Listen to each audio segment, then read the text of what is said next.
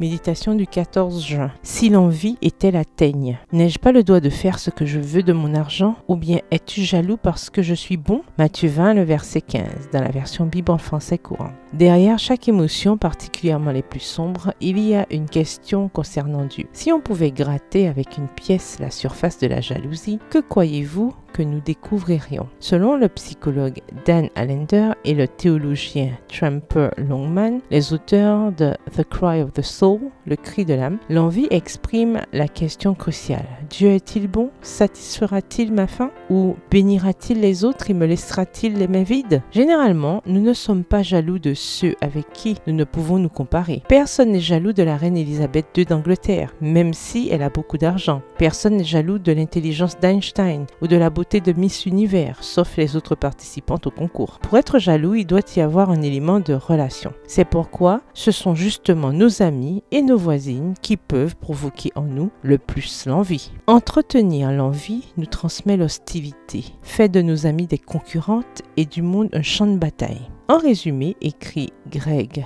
Groeschel dans Soul Detox, désintoxication de l'âme, l'envie, c'est quand la bonté de Dieu dans la vie d'autres personnes vous dérange et que vous ignorez sa bonté dans votre propre vie. C'est quand vous pensez « ils ont ce que je veux », quelque chose qu'ils ne méritent pas, ils ne devraient pas l'avoir. L'envie vient de la comparaison. La Bible enseigne que plutôt que de nous comparer, nous devons nous réjouir du succès des autres. Voir Romains 12, verset 15. David et Jonathan ont pu être d'excellents amis parce que Jonathan a été prêt à se réjouir des succès de David au prix d'un grand sacrifice pour lui. Voir 1 Samuel 23, le verset 17. Jean-Baptiste s'est réjoui de la popularité du ministère du Christ alors que le sien régressait. Voir Jean 3, les versets 29 à 30.